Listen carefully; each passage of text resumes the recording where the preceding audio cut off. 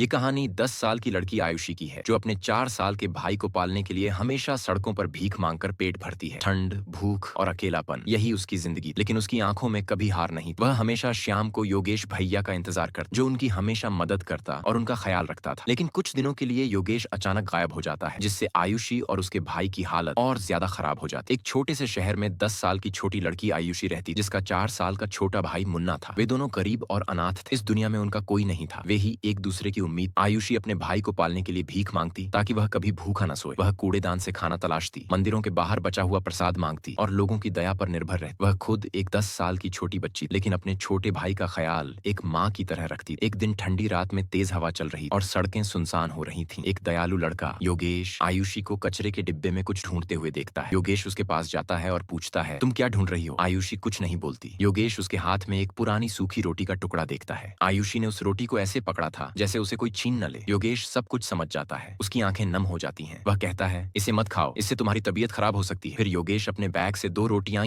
और एक केला निकालकर उनके हाथ में रख देता है। मुन्ना भूख से तड़प रहा था, उसने तुरंत खाना शुरू कर दिया, लेकिन आयुषी ने पहले अपने भाई को खिलाया और फिर बचा हुआ खुद खाया। यह देखकर योगेश खुश हो जाता है। उन्हें खाना खिलाने के बाद वह पूछता है, तुम स्कूल क्यों नहीं जाती? आयुषी हल्की मुस्कान के साथ जवाब देती है, स्कूल जाने के लिए पैसे चाहिए, लेकिन पेट भरने के लिए भी चाहिए। योगेश उसकी हिम्मत देखकर दंग रह जाता है। वह जानता था कि यह बच्ची सिर्फ भीख मांगकर नहीं जीना चाहती, बल्कि आगे बढ़ना चाहती थी। लेकिन हालात उसे रोके हुए। योगेश उसका नाम पूछता है। आयुषी अपना नाम बताती है। फिर वह पूछता है, तुम कहाँ रहती हो? तुम्हारे मम्मी पापा कहाँ हैं? आयुषी जवाब देती है, हमारा इस दुनिया में कोई नहीं है, हम यहीं सड़क के किनारे सोते हैं। यह सुनकर योगेश भावुक हो जाता है। वह सोचता है कि क्यों ना इन्हें अपने घर ले जाऊं, लेकिन उसकी आर्थिक हालत भी ठीक नहीं थी। वह खुद एक छोटी मोटी नौकरी करता था। फिर भी वह सोचता है कि अपनी फैमिली से इस बारे में बात करेगा। उस दिन वह उन्हें वहीं अच्छे से सुलाकर अपने घर चला जाता है। घर पहुंचकर वह अपनी फैमिली को उनके बारे में बताता है और उन्हें अपने यहाँ रखने की बात करता है। लेकिन उसकी फैमिली मना कर देती है और कहती है, इस दुनिया में हजारों लोग सड़क के किनारे सोते हैं, हम सबको घर में नहीं रख सकते। योगेश निराश हो जाता है। वह रात भर उन बच्चों के बारे में सोचता है। अगले दिन वह उनसे मिलने जाता है और उनके लिए खाना ले जाता है। तब से वह रोज सुबह शाम उनके लिए कुछ न कुछ खाने के लिए लाने लगा, ताकि आयुषी और मुन्ना कभी भी भूखे न सोएं। वह उन्हें पढ़ाने भी लगा और उनके लिए नए कपड़े भी लाया। योगेश उनके बड़े भाई जैसा ख्याल रखता था। तब से आयुषी हमेशा योगेश भैया का इंतजार करने लगी थी। लेकिन एक दिन